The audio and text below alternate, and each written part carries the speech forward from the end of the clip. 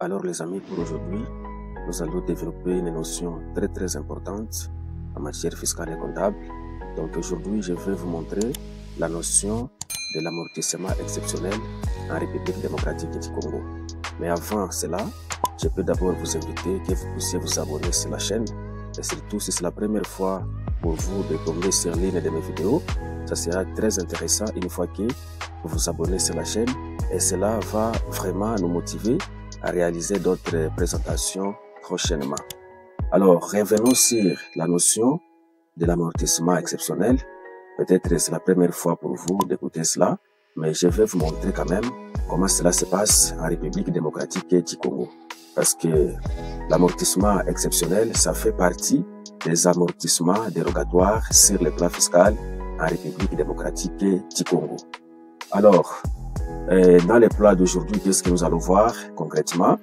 Premièrement, on va d'abord introduire c'est quoi la notion de l'amortissement exceptionnel, et puis on va voir quelles sont les conditions d'éligibilité, n'est-ce pas, pour profiter de ces amortissements exceptionnels ou de ces systèmes d'amortissement. Troisièmement, on va voir maintenant la méthode d'amortissement exceptionnel. Comment est-ce que ça se fait en République démocratique du Congo? Et on va également voir en quatrième position les différentes modalités d'option. Qu'est-ce qu'on peut faire concrètement pour tenir ce genre d'amortissement en RDC? Et vers la fin, nous allons donner un cas pratique, un exemple concret lié à l'amortissement exceptionnel. Alors, premièrement, on peut d'abord vous dire, l'amortissement, c'est tout simplement un mécanisme comptable qui permet, n'est-ce pas, de répartir les coûts d'un bien immobilisé sur sa durée d'utilisation. Ça, c'est une explication comptable simplifiée. Pour ceux qui ne le savent pas, l'amortissement, c'est tout simplement d'abord, n'est-ce pas, un mécanisme comptable qui va permettre à répartir les coûts d'acquisition d'un bien immobilisé sur sa durée d'utilisation. OK?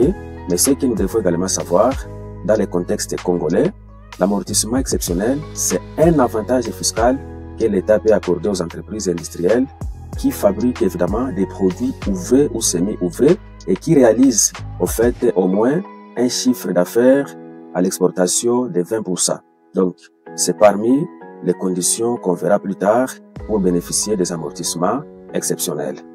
Alors, nous pouvons également dire, l'amortissement exceptionnel permet, n'est-ce pas, aux entreprises industrielles ou aux entreprises concernées de réduire plus rapidement la valeur de leurs biens amortissables. Et cela va entraîner, au fait, une charge plus élevée dans les premières années. Et une fois que les charges sont revues à la hausse, comme conséquence fiscale, il y aura la baisse de la base imposable. Vous voyez, c'est là où se trouve l'importance de ce genre d'amortissement dérogatoire. Et à l'occurrence ici, nous sommes en train de parler concernant l'amortissement exceptionnel. Alors, quelles sont les conditions d'éligibilité? Qu'est-ce qu'il faut faire concrètement pour bénéficier des amortissements exceptionnels en RDC? Et la première condition, il faut d'abord que l'entreprise soit concernée, n'est-ce pas, par ce système d'amortissement. Et les entreprises concernées en RDC, il s'agit tout simplement des entreprises industrielles qui produisent des biens ouvrés ou semi-ouvrés. Les biens ouvrés ou semi-ouvrés, en d'autres termes, ça fait tout simplement allusion aux biens finis ou semi-finis que les entreprises industrielles ont réalisés.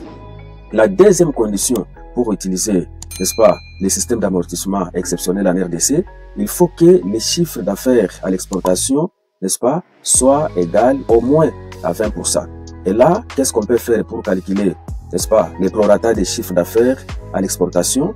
Il suffit tout simplement de prendre les chiffres d'affaires à l'exportation sur le total du chiffre d'affaires de l'entreprise et vous multipliez par 100. Et vous saurez si votre chiffre d'affaires peut être, n'est-ce pas, soit supérieur ou égal à 20% pour bénéficier des amortissements exceptionnels en République démocratique du Congo. Et en troisième position, qu'est-ce qu'on peut faire pour bénéficier des amortissements exceptionnels? Ici, il est d'abord question de connaître si le bien est éligible. Vous comprenez? Et pour connaître si le bien est éligible, vous pouvez tout simplement parcourir le code des impôts ou vous pouvez tout simplement lire l'ordonnance loi numéro 69/009 du 10 février 1969 portant les impôts cédulaires en République démocratique du Congo. Et là, vous allez tout simplement lire l'article 43. Sur cet article, il y a toute une liste des éléments qu'on a déjà énumérés, n'est-ce pas, en termes des biens qu'il faut bénéficier d'amortissement dégressif. Donc, tous les éléments qui sont concernés par l'amortissement dégressif sont également concernés par l'amortissement exceptionnel. C'est comme ça et c'est ça la logique en République démocratique du Congo. Alors, comment est-ce que maintenant on peut faire pour appliquer l'amortissement exceptionnel en République démocratique du Congo? La première des choses, c'est que nous devons savoir, la première annuité d'amortissement exceptionnel doit être calculée sur base du taux de 60% de la valeur d'origine ou du prix d'acquisition du bien concerné. Ok? Mais d'une manière générale, parmi les grandes conditions pour bénéficier des amortissements exceptionnels, il faut tout simplement se référer des conditions d'usage ou d'utilisation de l'amortissement dégressif. Pour l'amortissement dégressif, les grandes conditions, c'est quoi? Il faut d'abord que les biens ou l'immobilisation soit neuve ou soit l'immobilisation soit créée par l'entreprise. Je reprends. La grande condition, il faut que l'immobilisation acquise soit neuve ou soit que ça soit l'immobilisation créée par l'entreprise. Deuxièmement, il faut que l'immobilisation puisse avoir la durée de vie de 4 ans jusqu'à 20 ans. Donc, ça doit varier dans l'intervalle de 4 ans jusqu'à 20 ans. Donc, ça, c'est la deuxième condition. La troisième condition, aussi pour bénéficier de ce genre d'amortissement, il faut que ça soit une immobilisation corporelle. Donc, tout ce qui est comme immobilisation incorporelle ne bénéficie pas des amortissements dérogatoires, à l'occurrence l'amortissement exceptionnel, voire même l'amortissement dégressif en République démocratique du Congo. J'ai déjà fait une vidéo sur l'amortissement dégressif. Si vous voulez, vous pouvez tout simplement parcourir ma chaîne et vous trouverez cette vidéo. Alors, il y a une remarque très importante à ce niveau.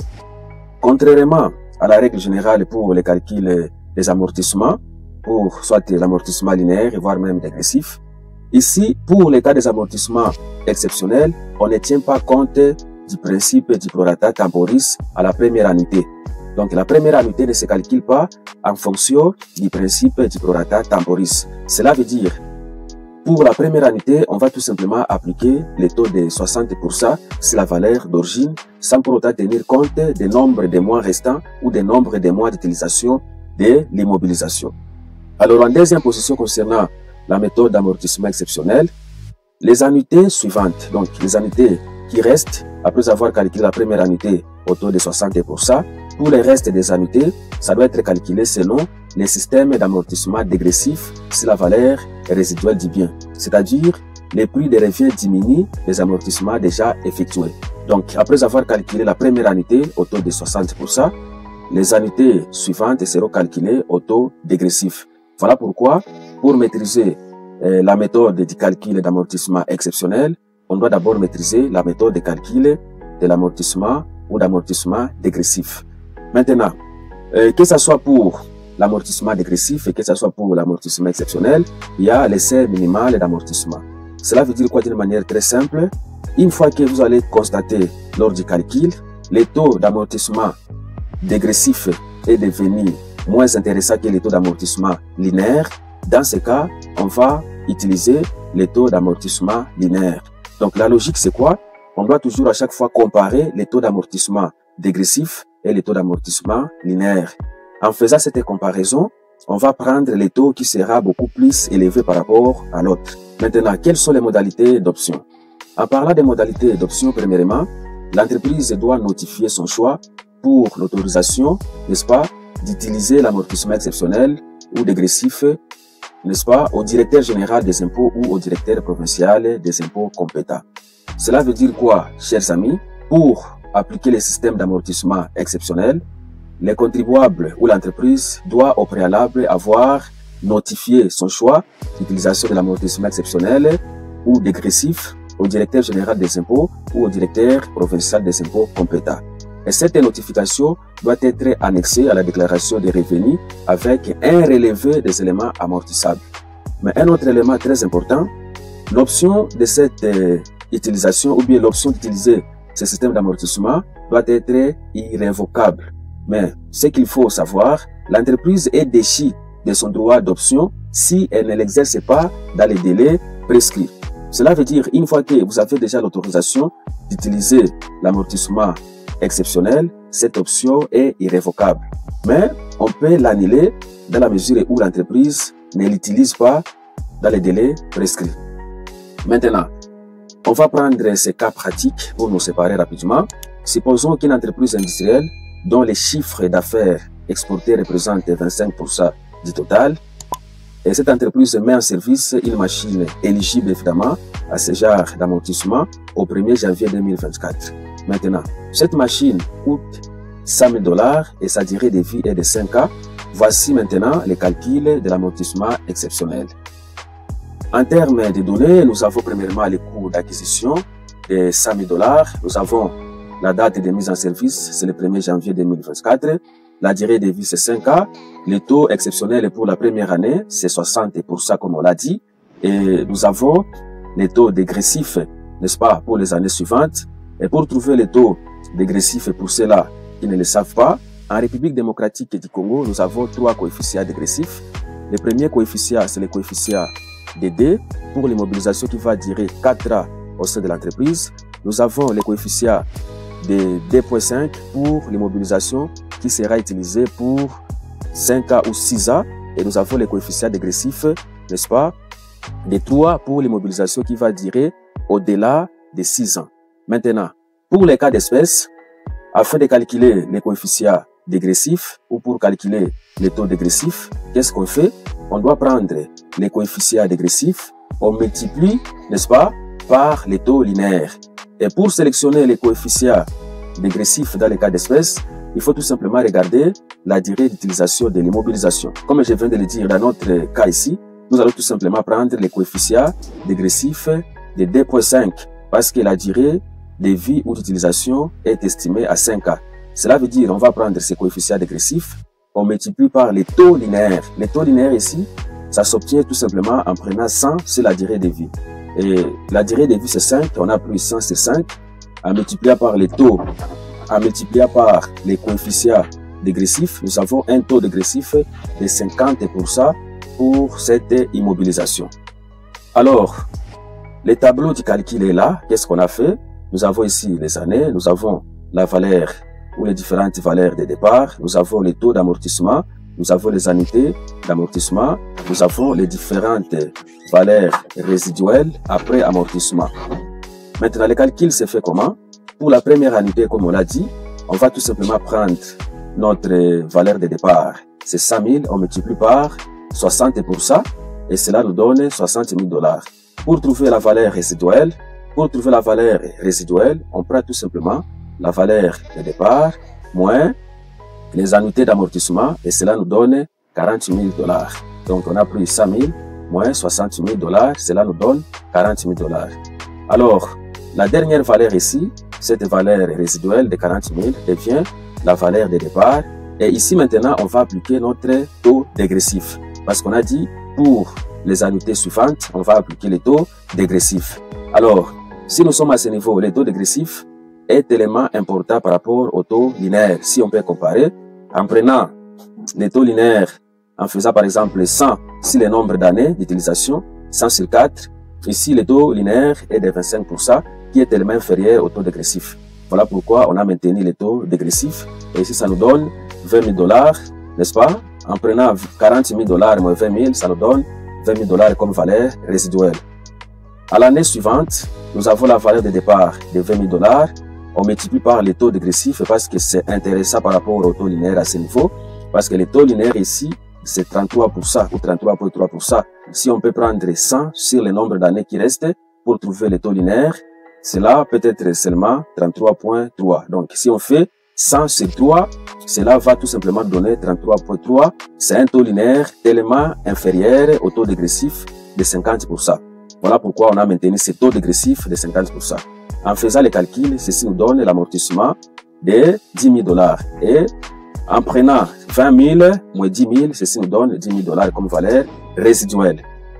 Alors, avant la dernière année, en prenant notre valeur de départ, ok, en multipliant cela au taux dégressif, parce qu'ici on a constaté que le taux dégressif était égal au taux linéaire, si on peut prendre les taux linéaires de 100 sur D, de 100 sur D, on pouvait avoir 50% comme taux linéaire et 50% comme taux dégressif. Voilà pourquoi on a maintenu 50%. En multipliant les 10 000 par 50, cela nous a donné 5 000 $. Alors, la valeur résiduelle a été calculée en prenant 10 000 $ moins 5 000 $ d'amortissement. Cela nous a donné une valeur résiduelle après amortissement de 5 000 $. À la dernière année ici, n'est-ce pas, en comparant les taux d'amortissement dégressif, c'est 50%, avec les taux linéaires, on a constaté que les taux linéaires étaient intéressants par rapport aux taux dégressifs. Voilà pourquoi on a maintenu les taux linéaires. C'est ça la logique. Parce que ici, si on prenait les taux linéaires de 100 sur 1, parce que la durée qui reste ici en termes d'utilisation, c'est une année, on fait 100 sur 1, c'est 100, donc c'est 100%. Or, le taux dégressif est de 50%. Voilà pourquoi on a maintenu ces taux linéaires. Et en multipliant les 5000 par 100%, cela nous a donné le taux et cela nous a donné une annuité d'amortissement de 5 000 $. Alors, en faisant la différence entre la valeur de départ ainsi que l'annuité d'amortissement, cela nous a donné la valeur résiduelle de combien? De 0. Cela veut dire que l'immobilisation a été amortie totalement. Voilà un peu, chers amis, ce que je voulais partager ensemble avec vous aujourd'hui. Si vous avez des préoccupations, n'hésitez pas à nous contacter, soit inbox, et nous pouvons à tout moment revenir vers vous avec d'autres explications supplémentaires. N'oubliez pas de vous abonner sur la chaîne et cela va nous pousser à réaliser d'autres contenus qu'on va mettre à votre disposition. Merci et à très bientôt.